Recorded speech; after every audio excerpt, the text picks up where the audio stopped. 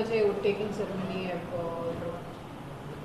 नहीं 5 बजे क्यों, अभी कर देते, वो इस्तीफा दिए जब हो जाता, वो क्या है जो उसमें। नई सरकार की संरचना जो बन रही है उसमें कहा जा रहा है लॉ कुश पॉलिटिक्स किया जा रहा है, जो उप मुख्यमंत्री बनाने की सम्राट चौधरी कोरी समाज से आते हैं, तो जिस तरह से ये जातिगत समीकरण चुनाव से पहले किया जा रहा है, इसको आप कैसे देखते हैं? जातिगत समीकरण की आप बात कर रहे हैं, जो पहले की सरकार थी उन्होंने तो ओबीसी पूरा बिहार का सर्वे कराया था ना, कास्ट सेंसस कराया था, क्या नतीजा निकला उसका? आप बीजेपी को सत्ता दे दिए। एक्चुअल मानों में बिहार में अब बीजेपी और आरएसएस की सरकार रहेगी। इसका जिम्मेदार तेजस्वी यादव है, इसका जिम्मेदार नीतीश कुमार है। बीजेपी तो खैर उनके पास तो कोई चीज ही नहीं, उनको बस सत्ता से मतलब है। अब सरकार होगी बिहार में तो बीजेपी और आरएसएस की सरकार होगी, उसके जिम्मेदार ये दोनों पार्टीज हैं। जो सेकुलरिज्म के बड़े बड़े दावे करते थे, जो अपने आप को सेकुलरिज्म का चौधरी कहते थे, जो बिहार की और भारत के मुसलमानों को ये कह रहे थे कि हम हैं सेकुलरिज्म को जिंदा रखेंगे, बताओ आप क्या जिम्मेदारी ली आपने? अब लोकसभा के चुनाव में क्या होगा बताइए? जो कह रहे थे कि हम 40 सीट जीत जाएंगे, अब बताइए क्या होने वाला है? ये सब तो धोखा दे रहे हैं, इल्जाम हम पे लगाते हैं। अब कौन बी टीम है बताओ? जो बुला बुला कर समझाते थे कि ओवैसी बी टीम है, बताओ कौन बी टीम है? कौन जिम्मेदार है बीजेपी को सत्ता देने के लिए? हम 19 सीट लड़े जिसमें से 5 जीते, तो आपने आसमान सर पे उठा लिया, आपने आसमान सर पे उठा लिया था। अब बताइए कौन जिम्मेदार है? नीतीश कुमार का नाम नीतीश कुमार है, इसलिए उनको कोई कुछ नहीं कहेगा। तेजस्वी यादव का नाम तेजस्वी यादव है, उसको कोई उंगली नहीं उठाएगा। नरेंद्र मोदी, क्योंकि नरेंद्र मोदी उनका नाम है, कोई उनके बारे में बुरा भी नहीं सोचेगा। मगर मेरा नाम असदुद्दीन ओवैसी है और मेरा जुर्म सिर्फ इतना है कि मैं इलेक्शन लड़ता हूं, हारता भी हूं, जीतता भी हूं, तो बस मुझ पर इल्जाम लगते हैं। अब ये लोग जो आपका वोट हासिल करके आपका वोट लेकर मोदी के झोली में डालकर बैठ रहे हैं, तो फिर इनको क्या कहेंगे आप? क्या नाम देंगे इनको आप? ये बिहार जनता को मुझे यकीन है को तय करेगी इसका। सर, आप पूछ रहे हैं कि क्या होगा लोकसभा चुनाव में तमाम सियासी पार्टियों से, आप बताइए आप क्या करेंगे लोकसभा चुनाव में? अरे हम कितने सीटों पे लड़ेंगे? नहीं, देखिए, हम पहले से ही, जब से हमारी पार्टी बनी, हम उस वक्त से लेकर अब तक और इंशाअल्लाह सुबह क़यामत तक फ़िरक़ा परस्ती, फैसिज़म, हिंदुत्व की आइडियोलॉजी के खिलाफ हम लड़ते थे, है और रहेंगे इंशाअल्लाह। कितनी सीटों पे लड़ेंगे? अभी तो जितनी सीटों पे विधानसभा में लड़े थे, लोकसभा में कितनी सीटों पे लड़े? तो रुक जाइए, अभी तो खेल शुरू हुआ है, हम भी खेल देखेंगे, उसके बाद फैसला करेंगे। बिहार में अख्तरुल ईमान साहब से हमारी बात हुई है, वो पूरे बिहार का जायज़ा ले रहे हैं, बिहार के मुख्तलिफ मुकामात पर वो जा चुके हैं और मुझे यकीन है कि हम वो जो बोलेंगे उसके ऊपर हम फैसला लेंगे। सर, मौजूदा सूरत हाल में क्या आरजेडी के साथ कोई तालमेल की संभावना बनती नजर आ रही है आपके मुताबिक? और उनसे पूछिए। नहीं, आपसे। अरे हमारे 4 विधायक को आपने उनका ज़मीर खरीद लिया, अपनी ताकत पर, आपने दौलत पर उनको खरीद लिया आपने। उनसे पूछिए क्या करने जा रहे हैं आप। अरे उन्हीं की वजह से तो आज बीजेपी सत्ता में आ रही है ना, मैं तो जिम्मेदार नहीं हूं। आप तो मुझे बहुत गालियां दिए, बहुत झूठे इल्जाम लगाए, अब आप ही की वजह से आज बीजेपी सरकार में आ रही है। उनको बताना चाहिए वो क्या करेंगे। अब मुझे क्या कर, मैं तो बीजेपी से लड़ता आया हूं और लड़ता रहूंगा इंशाअल्लाह ताला। तरफ हाथ बढ़ाया जाएगा आरजेडी की तरफ से, तो आप क्या? अरे कैसा हाथ बढ़ाएंगे आप? मेरे पीठ पे खंजर भी मारेंगे और हाथ बार फूली बातें भुला के। बहुत राजनीति में जैसे बीजेपी पुरानी बातें भुला के नीतीश कुमार को दोनों हाथ से इस्तेमाल कर रही है, क्या? नहीं, मैं मेरा मानना यह है कि नहीं, करने की आप गवाही देते। देखिए, आप किसी को उसकी गलती पर माफ़ कर सकते हैं, मगर भूलना कभी नहीं चाहिए। असदुद्दीन ओवैसी माफ़ किसी को कर दे सकता है, क्योंकि ऊपर वाला सबको माफ़ करते हैं, और भूलना नहीं चाहिए। क्योंकि अगर आप अपने पीठ पर जो आपको किसी को कोई खंजर मारता है, अगर आप भूल जाएंगे तो फिर दोबारा फिर से आपको मार पड़ेगी, नुकसान उठाना पड़ेगा। अब मुझे नहीं मालूम कि फ्यूचर में क्या होने वाला है, मगर ये जुमला पुराना हो चुका है कि दरवाजे खुले हैं। अरे कौन सा दरवाज़ा यार? अब हमारे घर का दरवाज़ा ही बाकी कहाँ रखा है? ये तो घर को ही उठा कर लेके जाना चाहते हैं। हमारे घर के दौर दीवार को तो आपने तोड़ दिया है, बुलडोजर से आपने घर को तोड़ दिया है, तो दरवाज़ा कहाँ रहा मेरा? अगर बुलडोजर इस्तेमाल नहीं किया तो आपने एनकाउंटर कर दिया, और एनकाउंटर नहीं किया तो आपने फसाद करवा दिया।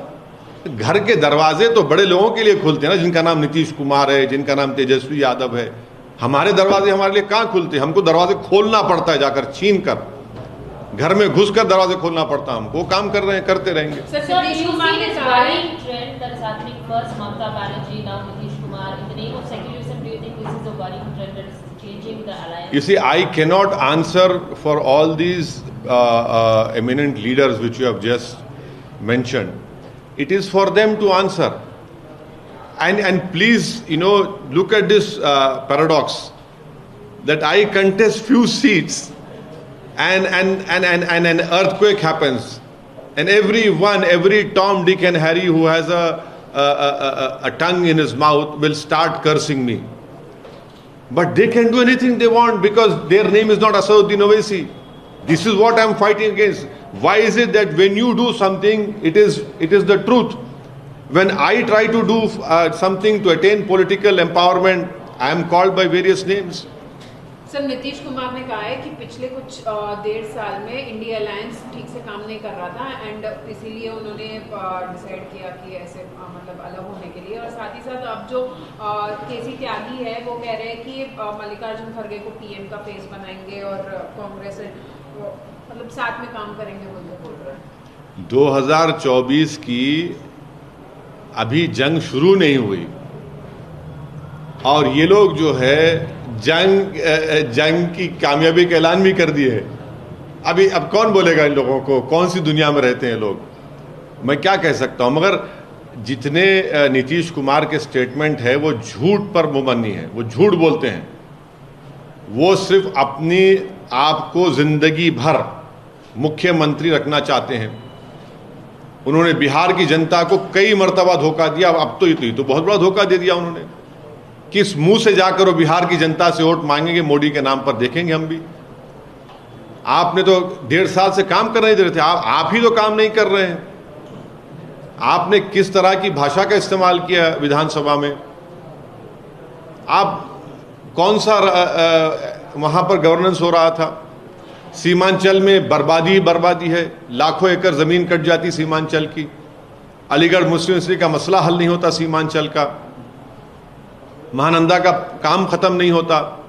तो कौन सा काम हो रहा था 1.5 साल में? आपकी तो इतनी बड़ी मेजॉरिटी थी आपके पास, उसमें तेजस्वी यादव, नीतीश कुमार, उसमें कांग्रेस, उसमें सीपीएम, सीपीआई, सीपीआईएमएल, पूरे मिलकर आपने तो रेनबो कोalition बनाया था। क्या हुआ फिर उसका? उसके बावजूद भी आप कुछ नहीं कर सके। कौन रोका आपको? सर, महाराष्ट्र की सियासत में आप भी काफ़ी रुचि रखते हैं, वहाँ जाके चुनाव न लड़ते हैं।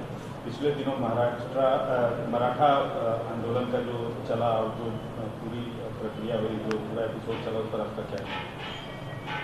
नहीं, अब तो हम देखिए, हम ये कह रहे हैं कि अगर मराठाओं को रिजर्वेशन देना है तो बराबर दीजिए, मगर मुसलमानों में महाराष्ट्र के जो बैकवर्ड क्लास और कासिस है, जिसका जिक्र महमूद रहमान कमेटी ने किया, जिसको बॉम्बे हाई कोर्ट ने एजुकेशन में मंजूर भी किया, उसको क्यों नहीं देते आप?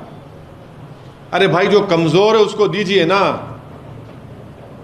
कितने मुस्लिम एमएलए हैं बताइए, कितने मुसलमानों के गवर्नमेंट में जॉब्स है बताइए, कितने मुसलमान आईएएस आईपीएस ऑफिसर है महाराष्ट्र में बताइए, कितने मुसलमानों के पास कितनी ज़मीन है 2 एकड़ ज़्यादा बताइए, कितने मुसलमान किराए के घर में रहते, कितने मुसलमान सेमी घर उसमें रहते, हाउसेज में रहते।